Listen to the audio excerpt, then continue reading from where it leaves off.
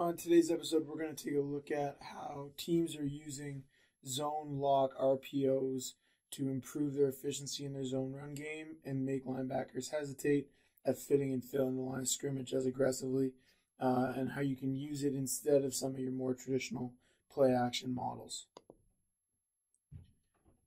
So in this first clip here, Penn State's just running a little simple zone lock with a 3 receiver concept to the top of the field. Okay, they're going to put this play side inside linebacker in conflict by giving the zone that he's responsible for a route, as well as the gap he's responsible for an available run option. This puts him in a situation where he can't be right. We see him step up here. That creates a 3-on-3 look to the field. When we get that, we know that teams can't actively play zone with the same number of receivers as defenders. Who's ever off creates an open underneath target. Here they just run a little stop route. Simple, easy completion. Winds up being a nice 9-10 yard gain. Here from the tight, again, we see number 32. Here's in conflict. He's responsible for this play side A gap, as well as the hook to curl zone in their cover 3 1/4 look here.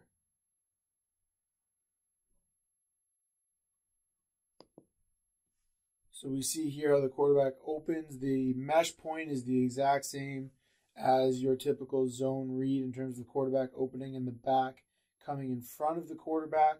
The fundamental difference between this and zone read is that here we'll see the backside tackle is going to block back or lock the backside defensive end. Everybody else is simply running zone. So here, with everybody walked up into their gaps, this is a really simple look for the offensive line. Okay, the backside guys are locked, in this case because the guard has a 3-tech. He's got to block back on the 3-tech. And instead of leaving that defensive end, who you traditionally leave in a zone read scheme, we're now going to run the option concept on this linebacker. He steps up, pull and throw, easy first down.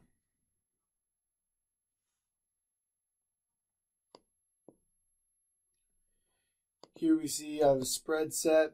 UCLA is going 3 by 1. Here again, you can see with the 3 receivers to the field, right? There's 1, 2, 3, and then the 4th defender, the middle linebacker, is actually lined up on the edge here. He's going to line up as if he's going to blitz off the edge. See here, very simple decision for the quarterback. And you're reading that first inside linebacker in the box. Here he kind of 50-50. So the quarterback's open, quarterback's reading the field. These 3 receivers here are all going to run slant routes. Okay, probably could have pulled him through it if he wanted, given that they have such good leverage. But this is actually a good read by the quarterback. The linebacker is very patient. He kind of stays in that throw window. Easy give, easy first down. Here we see it again from the tight. These 3 guys on the front side are just running zone. Our backside guard and backside tackle are locked on the D lineman. And we're reading that linebacker there. One key principle for the tailback and quarterback to understand is this read takes time. You'll notice how the quarterback does a good job of getting the ball to his back hip quickly, and the running back is coming out of a pretty wide alignment here. Okay, split or crotching or putting his outside leg on the inside leg of the tackle. You need to be very patient as the back here and let this quarterback make a decision.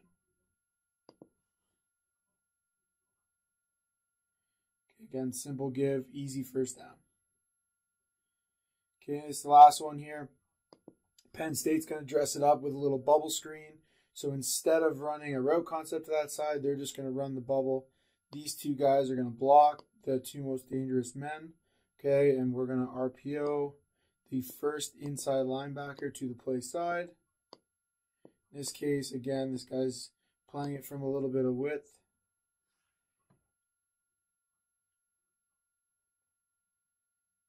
And he's out of his gap. even though he does play the run there, again, similar to that last clip, he's out of his gap, and they're able to give the football, get a nice easy first down play out of it. So how might you draw that up on a Canadian field?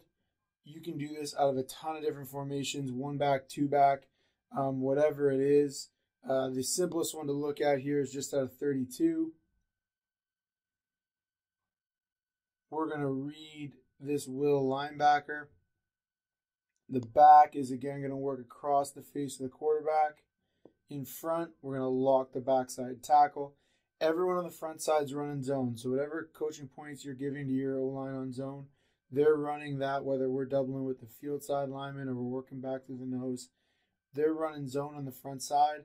We're locking up that backside tackle. If this guy was in a 3 technique, okay, we'd have to lock up this backside guard as well.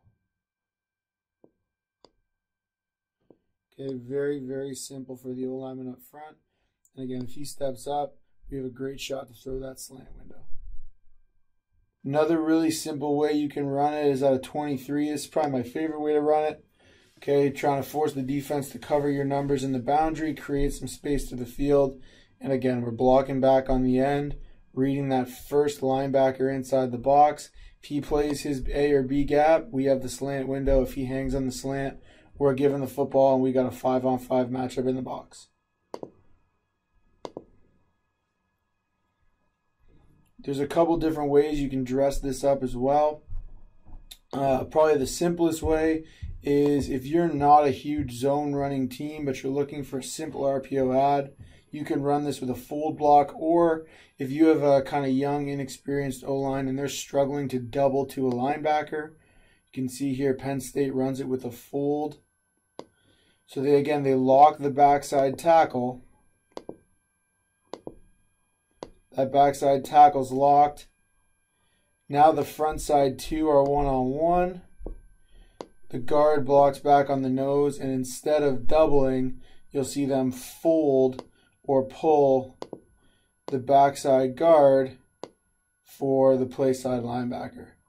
Again, our read here is on the backside inside linebacker. In this case, he's again flexed out over top of number 3.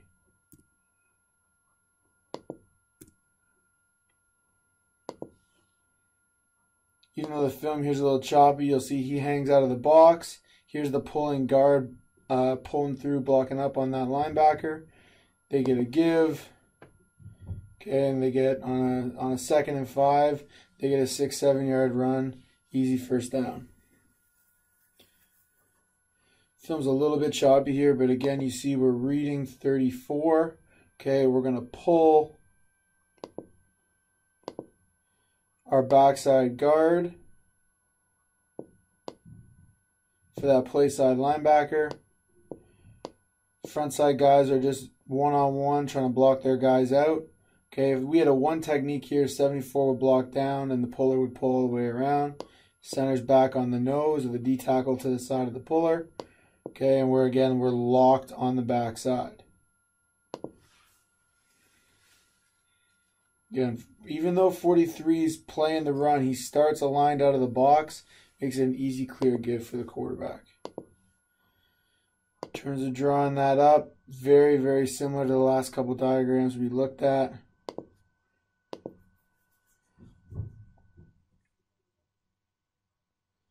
Okay, here just drawn up with the fold. We're still locking the backside end, still reading the inside linebacker away from the call. So our zone, in this case, if you're working to the right, we're working it with the fold instead of the double team. Okay, and if he plays the slant, we're giving the football. If he plays the run, we're throwing the slant or the stop or the bubble screen, whatever you got out there. The final way to dress it up is to add a front side throw option. Okay, so in this clip here, we're looking at Louisville running something similar. Okay, they're going to actually have the RPO on the backside. So here's the slant. Right now the running back's in pistol. He hasn't declared a side yet.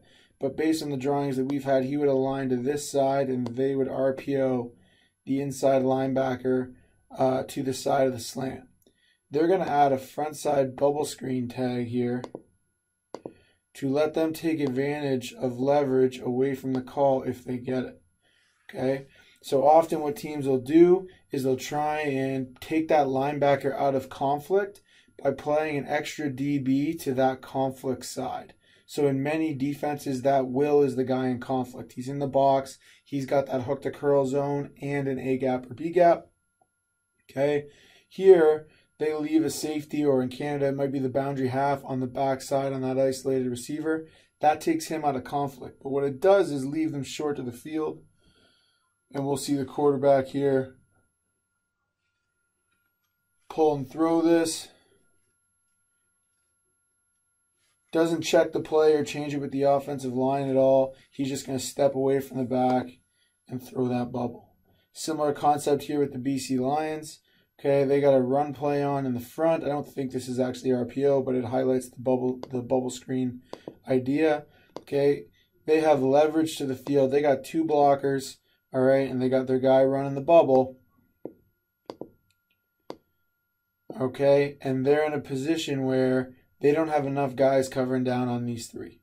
Okay, so they turn. I think here's a zero pressure look. They throw that bubble screen, and they're attacking the perimeter, making that defense cover the entire big Canadian field. Okay, and then do a zero pressure look. They're able to throw the football and pick up 5 or 6 yards. Okay, again, if you're running inside zone, you can get 5 or 6 yards. We're going to take that every time. So what do the X's and O's of that look like? Very, very simply, let's take that 23 spread look we talked about, loving running our Inside Zone Lock RPO out of a 23 set, because it really gives us a lot of space to the field to take advantage of. If we can subtract that Sam linebacker, now these guys have a lot of space to win on those slant routes. Okay, and we should be able to make the throw easier for our quarterback in more space. Let's say that they don't align like that. Let's say they try and take this Sam linebacker out of conflict. Okay, and what that might look like is the free safety playing over to that side. If they do that, they're probably going to want somebody else to go high. I know in most high school defenses it wouldn't be the Will, but they might align their Sam to the boundary or have their Sam play high. They might also leave the free safety in the middle of the field. Now take the Sam and the Will out of the box. Maybe cheat the Will into the box. So let's take a look at that look, because it's probably what you're most likely to get in a high school setting. Okay, so we got our Mike in the middle of the front. Okay, and our Will now, instead of covering down and going 3-on-3 and 2-on-2, they're actually going to have that Sam play out of the box to take him out of conflict and put the Will into the box. Now you can see here, we could read the Sam, and if he plays pass, we're going to give the football. The issue is now we have 6 defenders in the box. So one way to manage that as a coordinator, as an offense, is to tag this with a bubble RPO opposite the side of the slants. That does is it allows you, if you do get unbalanced numbers, so here they give us, even if they move that free safety over, they give us 3-on-2 to the boundary in terms of low players that can play the bubble. Okay, so this side, everything to the left of this black dashed line, that's all pre-snap. The quarterback's not making that decision after the snap of the football. He's reading that side pre-snap. If he gets leverage and an opportunity, he's going to throw that bubble, okay, to that H receiver, that inside slot, okay, and we have 2-on-2 blocking on the outside. Great opportunity to get yards on the perimeter. If they match numbers and they give us 3-on-3, now that bubble route is dead. He doesn't need to worry about it. Again, that's all pre-snap. And now post-snap, he can look to the other side. Okay, ball snapped, and now he's making that same read. Sam comes up, we're throwing in behind him. Okay, if that Sam linebacker plays the slant, we're giving the football. So there's a number of different ways you could dress that up. But if you're going to make a living on RPOs, you want to have a way to protect yourself.